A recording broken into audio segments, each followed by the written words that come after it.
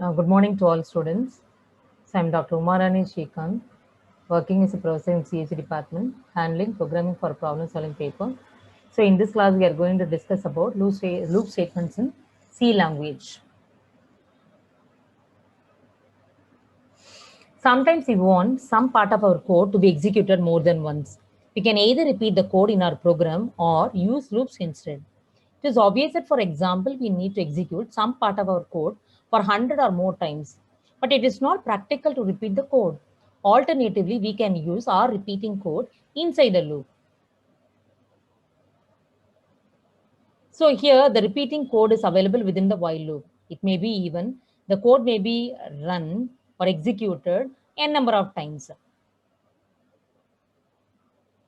Looping is a process of repeating a single statement or group of statements until some condition for termination of the loop is satisfied.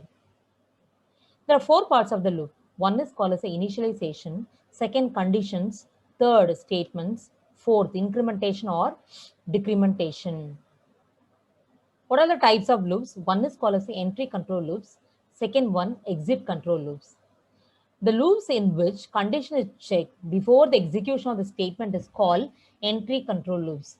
Thus, if the condition is false in the beginning, the loop will not run even one time. So this is example for this loops are for loops and while loops. So what do you mean by exit control loops? These loops in which the condition is checked after the execution of the statement. Thus, if the condition is false in the beginning, the loop will run at least once. A very good example for this exit control loop is do while loop. A loop is a statement whose job is to repeatedly execute some other statement. In C, every loop has a controlling expression. Each time the loop body is executed, the controlling expression is evaluated. If the expression is true, the loop continues to execute. C provides three iteration statements while, do, and for. The while statement is used for loops whose controlling expression is tested before the loop body is executed. The do statement is used if the expression is tested after the loop body is executed. The for statement is convenient for loops that increment or decrement a counting variable. Features that are used in conjunction with the loops are break, continue, and go to statements. The break statement jumps out of a loop and transfers control to the next statement after the loop. Continue skips the rest of the loop iteration, and go to jumps to any statement within the function. While loop. So first we'll see while loop. A while loop in C programming repeatedly executes a target statement as long as a given condition is true. What is the syntax of the while loop? While of condition, then execute the following statements or the loop body. As long as the condition becomes true, as long as the condition is true, then the loop body will be executed. What is the loop body? That is a set of statements to be executed as long as the condition becomes true. Once the control tests that the condition becomes false, the while loop will be get terminated and it comes out of the while loop. So now look at the flow chart for the while loop. So what we are doing, we are checking, we are entering into the flow chart and we are checking the condition. The condition is true, then the code block, particular code block or list of statements will be executed. The condition becomes false. We are coming out of the while loop and the loop following the one, the statements following the while loop will be executed. Let us see an example for while loop. So what we are doing here, so we are declaring an integer variable a call, that is the integer variable a whose value is 10, and while it reaches, while we are giving a condition till the value of a is less than 20, we execute the following set of statements available within the while loop. Now we are entering into the while loop because a value is less than 20 because a is initialized as 10. So print up the value of a. So value of a will be printed, that is 10 will be printed. Then a plus plus, the a value will be incremented. Then it becomes 11. Again, the print of the a value will be printed. Then it will become 11. Then since a is 11 is less than 20, the loop will be executed. Again, keeps on incremented till it reaches a reaches 19, which is less than 20. The loop body will be executed. When becomes 20, 20 cannot be less than 20. So the testing condition will become false. So loop gets terminated, and the return of 0 will be returned to 0 will be returned to the main function. So this is now if you see the output, what is the output? So initially, see the output, the value of a is printed, value of a is incremented and printed. Till the value reaches 19, the value will be printed. But when the value is incremented, a value is incremented, when it becomes 20, 20 cannot be less than 20 cannot be less than 20. So the condition becomes false. So it comes out of the while loop. Next, we are going to look at do while loop. What is called as a do while loop? Unlike foreign while loops, which attest a loop condition at the top of the loop, the do while loop in the C programming checks its condition at the bottom of the loop. A do while loop is similar to the while loop, except the fact that it is guaranteed to execute at least one time. So, what is the syntax of the while loop? Do while loop. So, do execute the following statement. Do the following statement means execute the following statements while the condition becomes true. When the condition becomes false, the do while loop will be getting terminated, and the statements which are following the do while loop will be executed.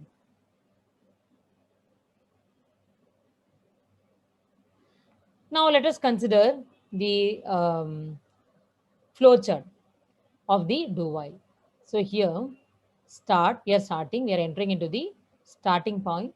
The body of the loop is executed. Then it checks a condition. The condition is true, then the body of the loop will be executed. But when the condition becomes false, yes, it breaks the do while loop, and the statements following the do while will be executed. It's a very simple example. It's the same example, whatever I have did earlier, but with the help of the do while we are doing. So here also again, a is declared as a 10, a is declared as an integer value. Assuming the value of 10, then we are entering in the do and printing. We are printing the value of a, then a is incremented. Now a will become 11, while a less than 20. 11 is less than 20. Again, it will go to the do. Again, print of the value of a is incremented. Till the value of a is 19, 19 less than 20, the loop body will be, the do while loop body will be executed. When a is incremented from 19, when it becomes 20, the loop gets terminated because 20 cannot be less than 20. So the loop gets terminated, and this control will return 0 to the main function.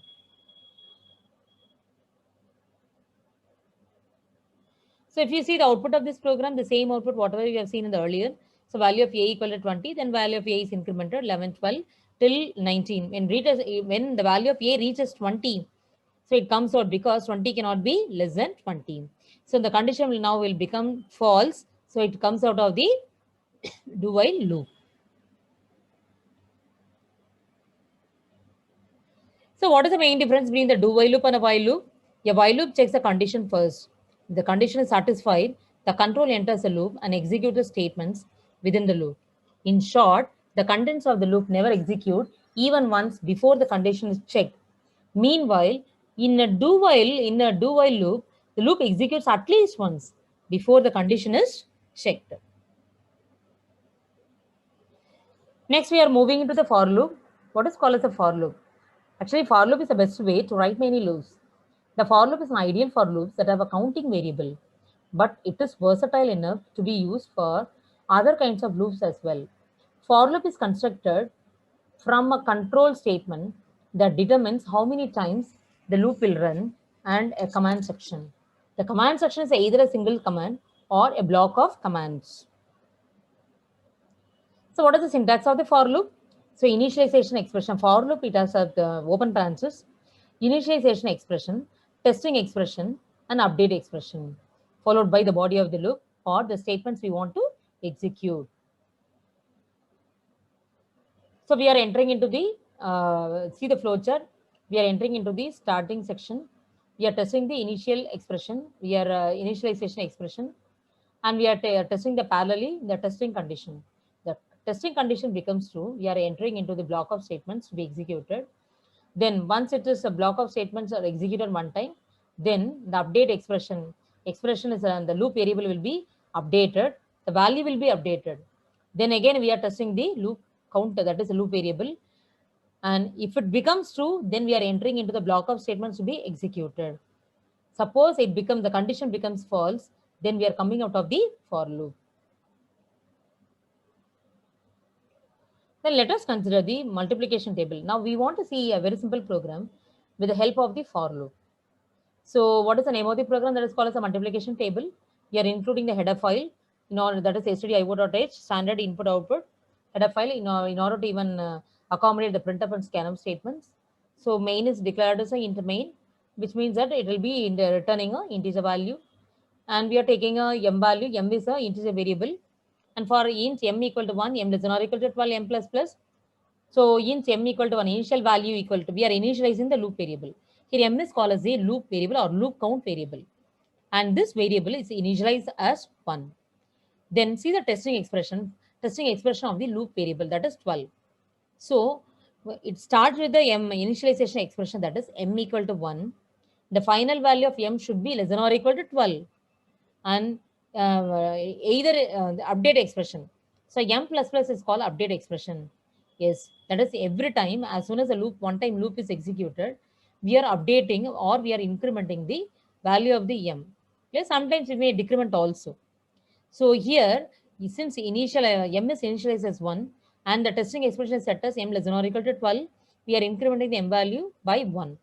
And what we are doing inside the for loop, we are printing the multiplication table for, that is 2. So printf percentage d means, what the percentage d means, it will be replaced by the value of m in the right hand side.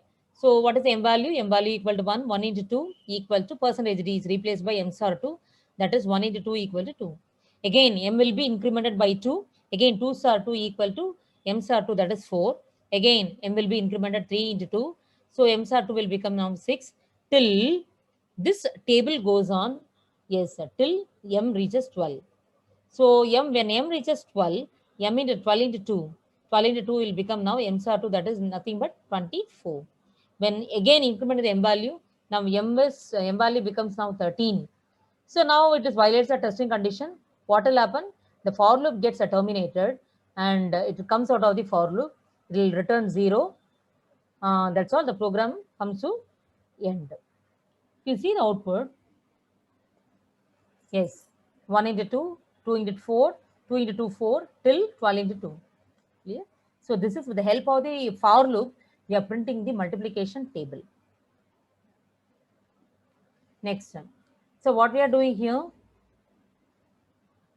Next, we are using the same multiplication table, but now here we are getting what is the factor. So there I use the table of, that is a multiplication table of 2.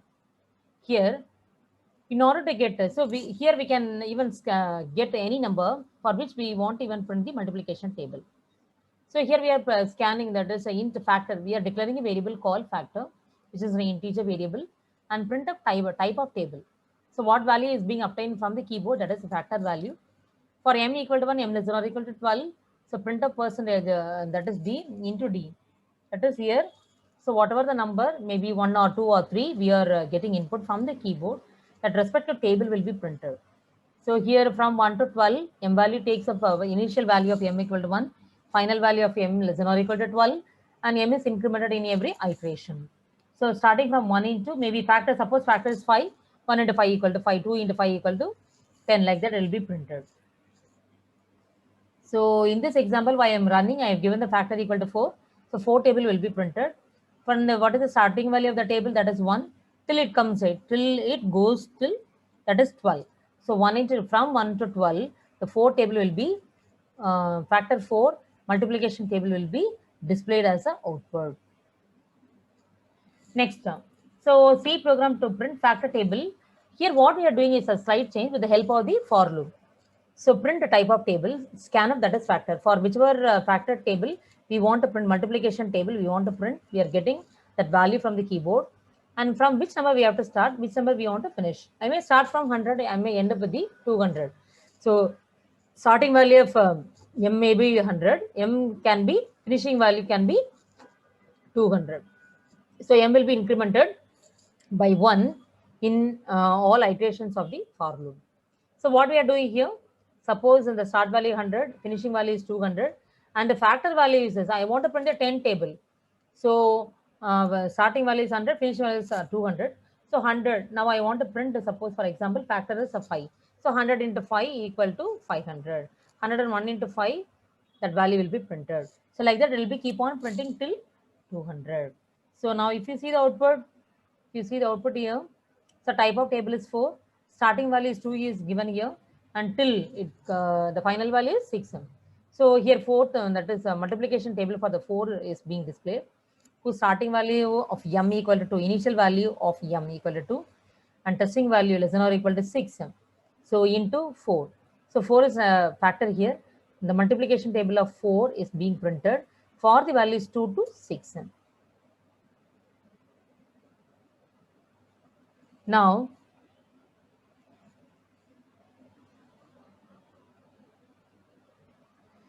so this is a very good example which converts Celsius to Fahrenheit.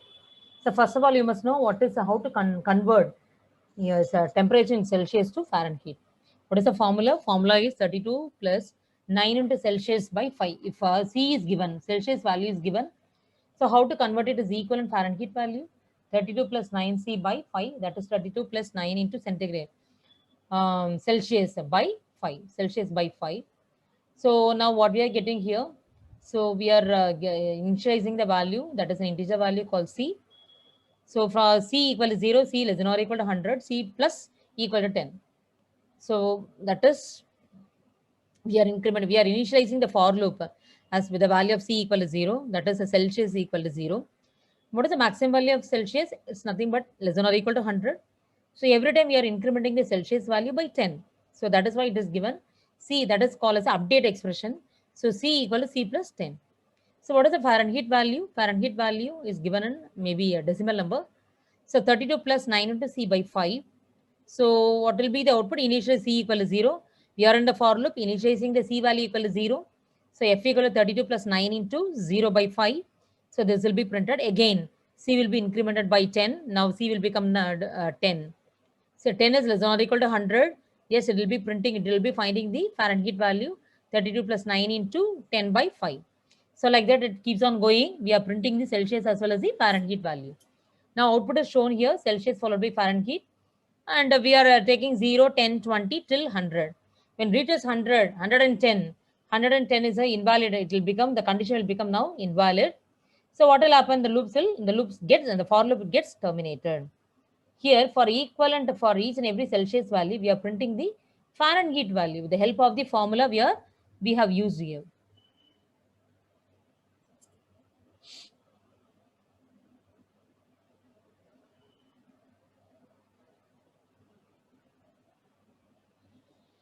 Next, next we are going to see a program with the help of the for loop, which gets the temperature of the weekday's temperature, and calculate average temperature for that week.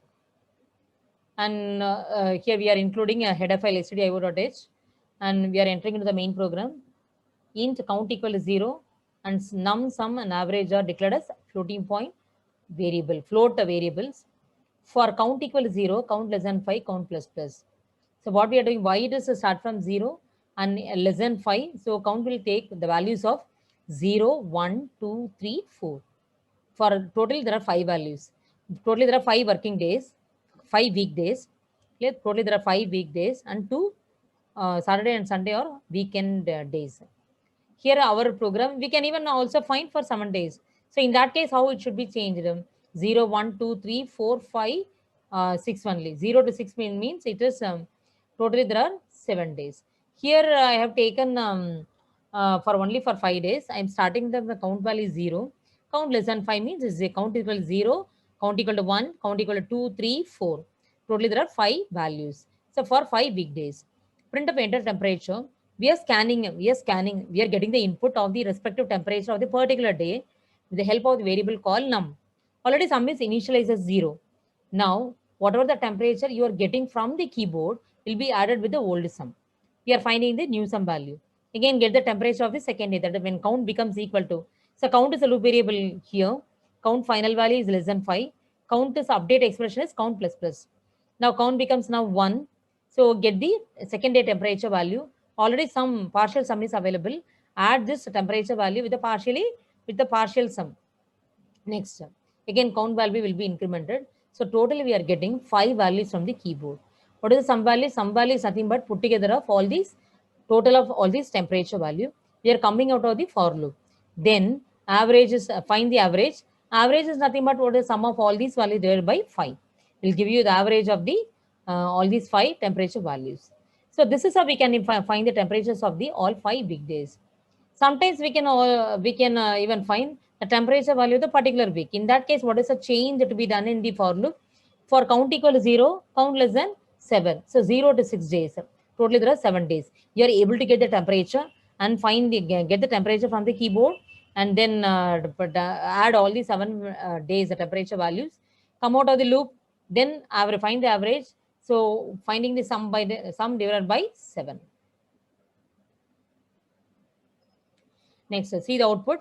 I got the first value is 74. I received. Then 67, 84, 12, 79. Totally, we are receiving 5 numbers. That is 5 temperatures. That is 5 temperature values for respective weekdays. Then sum all these 5 values. Then divided by 5 will give you the average value. This is a way we are finding the average temperature of weekdays using the help of the for loop. Here we are printing the two-dimensional array. So n cross n. So 9 cross 9. So usually what we used to do, that is with the help of the two-dimensional array, we are able to even print a two-dimensional matrix. But how to print the two-dimensional matrix? The help of the for loops. So further we are using nested for loop. That is, a for loop is available within another for loop. This first for loop is called outermost loop, and the second for loop is called innermost loop. Here, for I equal to 1, I less than or equal I less than 10, and that is totally there are 9 rows. So we start from 9. We start from I equal to 1, where I is called as the loop variable or loop count variable. I less than 10 means I will be, what is the final value of I will be 9. So now the outer loop, that is outer for loop, is maintaining the row values. Inner for loop is maintaining the column values. Clear? Outer for loop is meant for maintaining the rows, and inner for loop meant for maintaining the columns. So totally there are 9 columns. So first what we are doing, when I equal to 1, I is a loop variable for the outer for loop. And what is the final value? I less than 10, and I is incremented by 1. So for j equal to 1, j less than 10, and j plus plus, that is the column values. So what we are printing? We are printing first I initialize the value. First I is equal to 1. When I equal to 1, we are in the first row, and we are incrementing the j value by, starting from 1, j is incremented 1, 2, 3 till 9. When I equal to 1, j takes a value columns. J equal to 1 means first column. So j equal to 2 means second column. So we are getting the column values for the first row. Then how we are printing, what is the value printed in respective row and column? That is I star j. Meaning is what? When I equal to 1, we are in the first row. Now suppose j. So j equal to 1. So 1 into 1, 1 will be printed in the first or first column. Again, incrementing the j value. Now j becomes 2. Now I into j. I value equal to 1. J value is 2. 1 into 2 equal to 2 will be printed in first or second column. Again, I equal to 1. J will become now 3. 1 into 3 will become now 3, will be printed in first row, third column. So this is a way. So once all these j values are executed, you go to the outer loop, increment I value by 2. So now I will become now 2. So for j, for when second row, we are in the second row, then get the value. Then j is initialized from 1 to 9. That is, we are in the second row, getting the values for, that is computing the values of the columns by by taking the product of I into j. That's all. Finally, if you see the output is being printed, you can easily verify the output also. So with the help of the for loop, inner nested for loop, we are able to even find out this product. Find out this, we can easily find out the two-dimensional array, and whose values are here, the respective product of the respective row and column.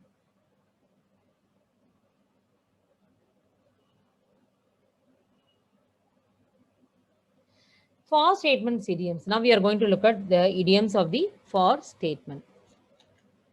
counting up from 0 to n minus 1. See the first one for I equal to 0. I'm starting from the counting variable I equal to 0, I less than n, I plus plus. Yes, or else I can start from 1. So till I less than n, I less than or equal to n, because I start from 1, can go up to I value less than or equal to n, I plus plus. So this is for increment. I am incrementing the I value in both cases. Decrement. For I equal to n minus 1, I greater than or equal to 0, I minus minus. So I am starting the I value from n minus 1. And then I'm checking the final condition. I should be greater than or equal to 0. I minus minus. So I'm decrementing the I value. Next one, counting down from n to 1. So here, the fourth one, I am starting from I equal to n.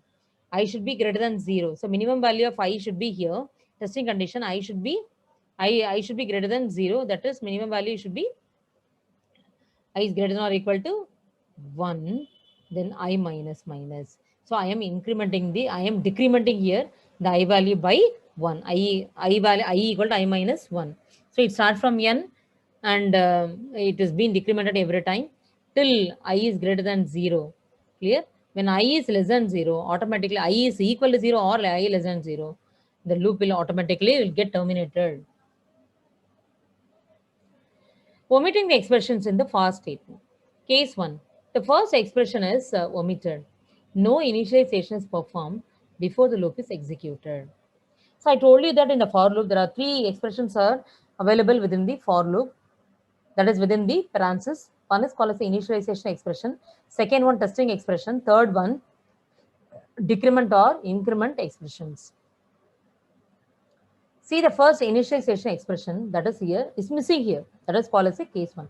The first expression is omitted. So no initialization is performed before the loop is executed. Clear? But I initialize. In this example, the initialization expression is initialized by a separate assignment. So we have omitted the first expression. So already I value is the initialized before the for loop, before the entry of the for loop. So now see the first expression is missing. It won't show any error because already it's initialized. And testing expression should be I greater than 0. And I is being decremented here. We are printing the I value every time. So this is one case. What is another second case? If you omit the third expression in the for statement, the loop body is responsible for ensuring that the value of the second expression eventually becomes false. So here what we are doing, the third expression is missing. But we are decrementing the I value inside the loop body. Clear? We are decrementing the I value inside the loop body. So we can omit the third expression. So this is the second case. What is the third case? See the first expression as well as third expressions are omitted.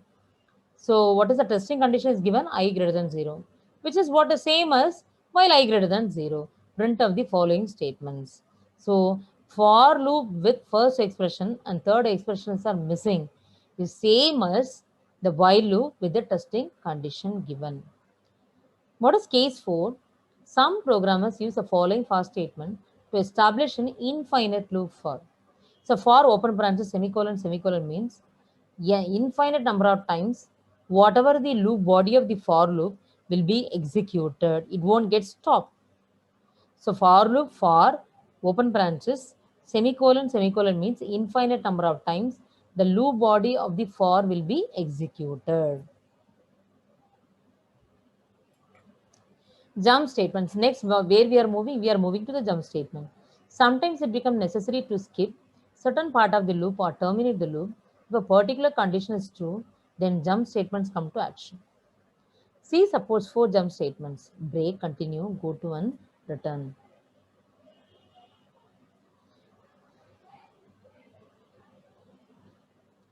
Break statement. The break statement ends the loop immediately when it is encountered. Its syntax is simply break. The break statement is almost always used with the if else statement inside the loop. Can be used to jump out of while, do, or for loop. A break can cause an exit from only the innermost or for loop. Innermost while in the break causes an exit from only the innermost while or for loop. Now, what we are going to see, we are going to see an example for break statement. To find the number, given number is prime or not. Now, look at the program. What we are doing here, we are before entry of the respective logic. So what is called as in general to find the prime number, prime or not. Clear? A number is given to find whether the number is prime or not. If the number is even divided by only the factors of the particular number is 1 and that particular number, then the number is said to be prime number. If you find any other factors other than 1 and the same number, then the number is called as a non-prime number. So what we are doing, we are finding the remainder operator, that is a modulus operator. So modulus operator will be giving you the remainder. The remainder becomes 0 means definitely the number will not be cannot be the prime number. So immediately the loop should get break. For that we are using break statement. Here what we are doing, before to enter into the logic, I am setting so integers n, I and flag are integer values. So print up enter a positive integer. I am getting the scanf from that is a particular number from the keyboard. If n equal to 1, the number is whatever the number you are receiving from the keyboard is equal to 1, number is neither prime nor composite. For I equal to 2, I less than or equal to n by 2, I plus plus or plus plus I. Now what I am doing here, n, that is a particular number, modulus of I value, equal to 0, I am checking.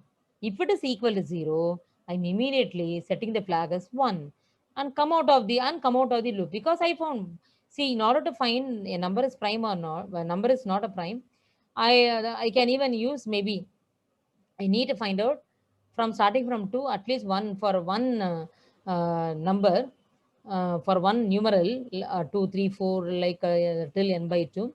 I can prove for all these values, at least for one number, the remainder modulus operator, that is the remainder becomes 0 means I can even prove that number is not a prime number. I need not go again for I equal to 3, I equal to 4 till I reaches n by 2. For example, if you take the number 200, so here for I equal to 2, I less than or equal to 200 by 2, that is 100. So we have to run the loop 200 from starting from 2 to 100, I is incremented by 1.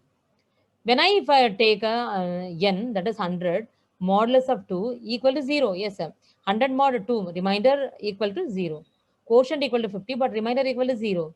Then I need not even go for to check whether to increment I value like 3, 4, 5 and finding all these modulus value. Never, not necessary. So what I'm doing here, I'm setting the flag equal to 1 when 100 mod 2 equal to 0. I need not even go for checking rest of the values. So setting the flag equal to 1, I'm breaking. I'm using the break statement. Break statement would not only come out of if loop, it will come out of for loop. If flag equal to 0, then printf number is not a prime number. But in our case, we flag is set. So else printf is percentage d is not a prime number. If you run the program, so enter a positive integer 34. 34 is not a prime number. You can even check with any other number for the same program. Continuous statement. The continuous statement C language is used to bring the program control to the beginning of the loop. The continuous statement skips some lines of the code inside the loop and continues with the next iteration. For the same program, prime or not, finding the number prime or not, what I'm using here, yes, I'm using the continuous statement here. So instead of break, the continue. What the continue will do is you take the same number, like n equal to, that is 100. But for loop, use a for loop, I equal to 2, I less than or equal to 100 by 2, that is 50. 100 divided by 2, that is 50. If n value, that is 100 mod 2 equal to 0, flag equal to 1, flag is set, continue. It has to actually come out of the if loop and for loop. If you put simply continue, it will go on continue for the rest of the values. So unnecessarily it is consuming the CPU cycles. Clear? So that is not required here. So for this type of problems, we are using only break. So what does the continue will do? The continue again, the loop will run the for loop again and again till I reaches less than or equal to n by 2. So output, enter a positive integer 66, where 66 not a prime number, and number positive a positive integer 19, where 19 is wrong. 19 is a prime number. Go-to statement. A go-to statement C programming provides unconditional jump from the go-to to the labeled statement in the same function. Go-to label.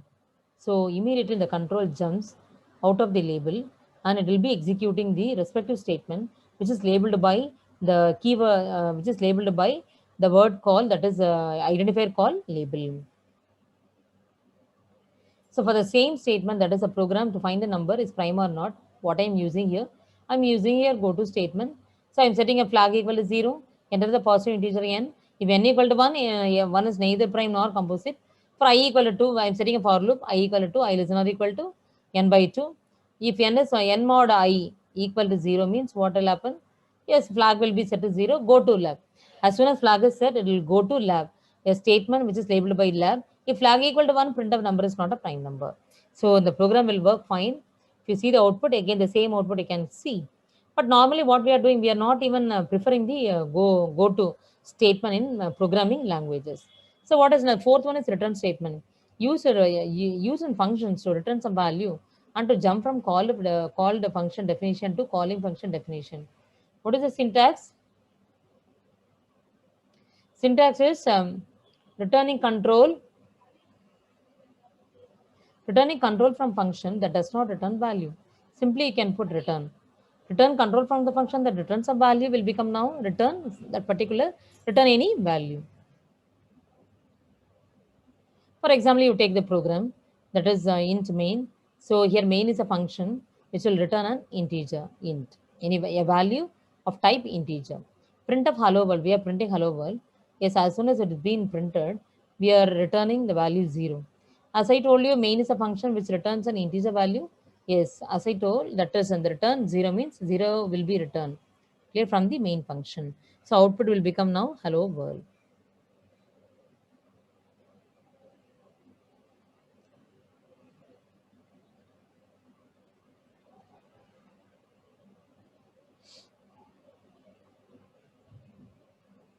Here we are using a factorial using for loop. So with the help of the for loop, we are able to find out the factorial value. So what we are doing here, nfac is an integer variable set as 1, I comma n are also integer variables. Print of enter a positive whole number, scan the value of n. For I int I equal to I less than or equal to n I plus plus. So nfac equal to nfac into I. So initially nfac is equal to 1, then I value, then nfac equal to nfac 1 into I, that is 2 equal to 2. Again, I will become now 3, nfac equal to already what is the old value of nfac, that is 2, 2 into 3 equal to 6. 2 into 3 will become now 6.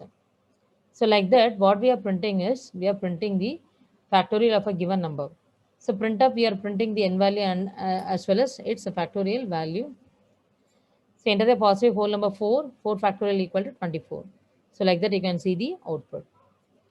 So what are the idioms of the for loop? One is for loop I equal to 0, I less than n, I plus plus. A of I equal to 0 means clears the value of, so clears A. So completely clears the array A. For I equal to 0, I less than n, I plus plus, reads the data. So ampersand A of I means scan of ampersand A of I means reads the data into the A. Next for I equal to 0, I less than I plus plus, sum plus equal to A of I means sum all the elements of the particular array A. So next, what we are moving into the array in C initialization. What is the first approach to initialize an array in C? That is the employees of 5, int employees of 5. Here employees is an array name of size 5. All these 5 elements will be of type integer. So directly I can initialize also 1, 2, 3, 4, 5. So second approach to initialize an array int employees. We are not giving the size of the array, but we are assigning 1, 2, 3, 4, 5. So it takes assume that the size of the array is 5. Here we have not even mentioned the array size. However, the compiler is intelligent enough to calculate the size of the array. Third approach is int employees of 5, 1, 4, 5. Here we are declaring employees array with size 5, but only assign 3 variables. In this situation, the remaining values assigned to default values, that is 0 in this case. So now employees of 5 will become 1, 4, 5, 0, 0. Employees of 0 is 1. Employees of 1 is now 4. Employees of 2. Second location of employees array now assumes the value of 5. Employees of 3 now becomes 0. Employees of 4, that is employees in array. So fourth location is assumed as the value of the 4. Fourth approach of array in C initialization, we can use a loop concept along with the array in C.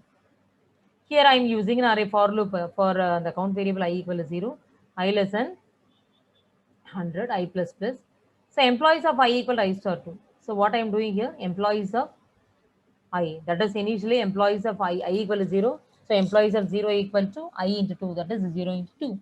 0 will be stored. Again, I will be implemented. So employees of 1 equal to 1 star 2. So 2 will be stored in employees array. So this is a way I can even initialize the values of the respective array. Accessing the elements of the elements of the array can be accessed by specifying the array name followed by the subscript or index inside the square brackets. Array subscript or index start as 0. If the size of an array is 10, then the first element is index 0, while the last element is at index 9. The first valid subscript is known as a lower bound, while the last valid subscript is known as the upper bound. In myArray of 5, so myArray is an array name whose size is 5, and all these elements will be, all these locations, 5 locations, integer values are stored. Then the elements of this array are first element of, that is first element will be stored in myArray of 0, second element will be stored in myArray of 1, third element in myArray of 2, fourth element in myArray of 3, fifth element is stored in myArray of fourth location. Now what we are doing, we are printing the elements of the one-dimensional array. So what we are getting, we are declaring the size of array. So AR is an array and whose size is now 5. For I equal to 0, I less than 5 plus plus, print up enter, we are getting the values of the I. So A of percentage D means what? Percentage D will be replaced by the value I, which is being available after the comma. So I value will be assumed instead of percentage D here. So enter A of 0, enter A of 1, enter A of 2, enter A of 3, enter A of 4 will be printed like this. And each and every time it is printing, it is asking you the respective value to be stored in A of 0. Then the I will be incremented. It will be asking us to print A of 1. Then value will be obtained from us via the scanner. Then I will be incremented to 2. So A of 2 value will be should be given as an input. So now what we are giving, what we are checking, printing the elements of the array, whatever elements we are giving as an input, and whether are they being printed in a correct that is a index, that is correct by location wise we are stored, location they are stored and printed correctly we are checking. So for that we are printing the elements of print using a printf which prints the printing the elements of the array. For I equal to 0, I less than 5, we are printing the array elements which is already stored in the array. If you see the output, I am storing A of 0, 2, A of 1, 4, A of 2, 6, and A of 3, 7, and A of 4, I am storing 9. And when I am printing the elements of the array, I can see that whatever the elements I input are available in the respective location, they have been printed. And the following program prints the sum of the elements of the array. What we are doing here, same program, you get all the 5 elements, use a yes, the or sum or yes. So sum is initialized 0. What we are doing is sum plus equal to array of I. Meaning is what? Sum equal to sum plus array of I. So array of I will be added with the sum value. Initially sum value equal to 0. So array of 1 will be added with the sum to get the new value of the sum. Again, when I is incremented by 1, the old value sum will be added with the array of one location to get the new sum value. Like that, the sum value will be added with the next values and print up some of the elements. So now see the sum of the elements is now printed available in S. So return 0. So this program prints the sum of the elements of the array whose size is 5. So this is a way we can easily find out the sum values, and we can also find out here average. If you take what is the size of the array here, 5 elements I obtained from the keyboard. If you divide the sum value by respective of 5, that is 5 value, you'll get the average of the respective average of all these 5 values. Suppose it is starting from 0 till it is less than, that is 10 means totally there are 10 numbers for the array we are getting. And in order to get the average, you can divide the sum value by 10 in order to get the average value. So this is the way I obtain the enter A of 0, I stored 7, enter A of 1, I stored 5, A of 2, I stored 3, A of 3, I stored 2, A of 4, I stored 1, sum of the elements now 18. What will be the average? Average will be 18 by 5, like the 3 point, sum 5, like that. So we can easily find out sum as well as the average with the help of the array. There are types of array in C. There are three types of array: one-dimensional array, two-dimensional array, and multi-dimensional array. So what is the declaration of two-dimensional array? That is data type followed by array name, row size and column size. Data type means it may be integer or it may be character or it may be float or double. Array name is being even following the data type followed by what is the size of the row and size of the column we are specifying. So row size and column size is essential for a two-dimensional array. It may be n number of rows and m number of columns. So array size and the row size and column size should be even given for this two-dimensional array. Now, this is a very good example. We are declaring int mat of 4, comma 4 of 5. What do you mean by 4 of 5? So, mat is a two-dimensional array. What is the size of the array is 4 rows and 5 columns. All these 4 rows and 5 columns, we are storing only integer variables. The other way we can even define it like this. Hash that is defined max row 4, hash define max row max column 5, int mat of max row and max column, that is 4 of 5, mat of int mat of 4 of 5 means 4 rows and 5 columns. So two-dimensional array first approach, int employees and array, two-dimensional array of 4 rows and 3 columns. 4 rows and 3 columns. So values are initialized 10, 20, 30, 15 are belonging to the first row, 25, 35, 22, 44 belonging to the second row, 66, 33, 55, 77 are belonging to the third row. The first 2 elements will be in the first row, second 3 elements will be in the second row, next 3 elements will be in the third row, the last 3 elements will be in the fourth row. Here we divided them into 3 because our column size is only 3. Here there are 4 rows. Sorry, here there are 4 rows and int employees are for 4 and 3. 4 rows and 3 columns. So 10, 20, 30. First row will contain 10, 20, 30.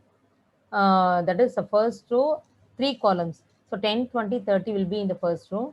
15, 25, 35, that is second column in the, and these are all the columns in the second row. 22, 44, 66 are the columns in the third row. 33, 55, 77 are in the fourth row. So the above C two-dimensional array statement can also be written as int employees of 4, 3 is 10, 20, 30, 15, 25, 35. And like using a set bracket also we can declare there are 4 rows and 3 columns. Second approach for declaring the two-dimensional array is int employees. So we are not even mentioning any size, but it's understood that 10, 20, 30, 15, 25, 35, 22, 46, 36, and 35. So what is understood that there are total 4 sets of 3 elements each. So 4 of 3. So int employees 4 of 3, that is 4 rows and 3 columns. This is another way.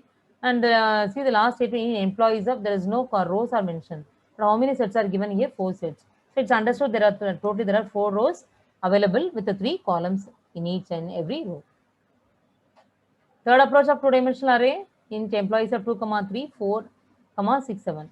Here we declare the employees array with row size 2, column size 3, but we assign only 1 column in the first row and 2 columns in the second row. In this situation, the remaining values will assign to default value, that is 0 in this case. The above array will be employees of 2, 3 is 4, because values are not given, it will be initialized as 4, 0, 0, 6, 7, 0. The last column will be assigned as 0. If you see how they are being stored, employees of 0, 0. In 0th row, 0th column, 4 is stored. Employees of 0th row, first column, 0 is stored. Employees of 0th row in second column, 0 is stored. Employees of first row and 0th column, 6 is stored. And employees of first row, first column, 7 is stored. Employees of first row and second column, your 0 is stored. How to print a two-dimensional array statement with the help of the for statement. As I told you, we are using for loop, outer for loop and inner for loop. Outer for loop is meant for only getting the row values, and inner for loop, that is J, is meant for getting the column values. We are scanning the values. We are getting the values from the keyboard and we are printing, and we can even check. And if you see the array values, as I enter the number of rows and columns, the matrix 2 into 2, and enter the element 1, 1, 1, that is 2, enter the element 1, 2, that is 5, 2, 1, that is 7, and 2, 2, that is 9. So matrix input will be, what is the matrix, whatever input, what is the matrix, now it looks 2, 5, and 7, 9. So this is the way we can check the output. To transpose a matrix, what we are doing, we are getting the values or the array, we are printing the element. In order to transpose means all the rows will become now columns and all the columns will become now rows. So transpose, how you are doing transpose? Simply you put a 0 after printing the values. I is starting from 0, I less than column. J is 0, J less than row. If you print the values, then M of J, I, you can get the transpose matrix values. So this is the input I have given. This is the matrix input 0, 1, 2, 3, 4, 5, 6, 7, 8. But see the transpose matrix 0, 3, 6, 1, 2. That is rows becomes columns and columns become now rows.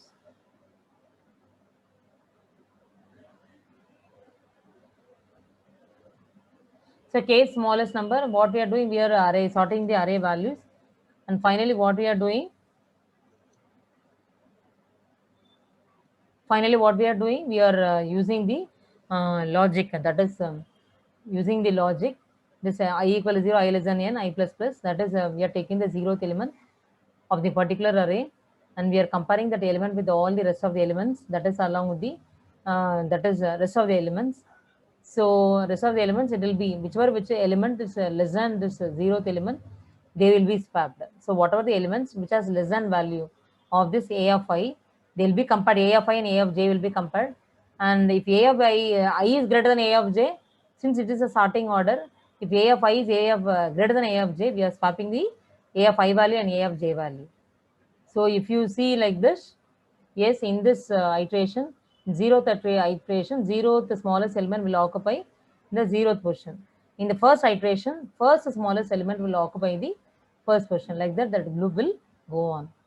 And then if you run the program, what you can see, so I have given some numbers, enter the numbers, that is enter the number of elements in the list 5, enter the first number 5, 3, 8, 9, 20, enter the position of the element 4. So the fourth smallest element is 12. So it's doing sorting and finding the fourth smallest element.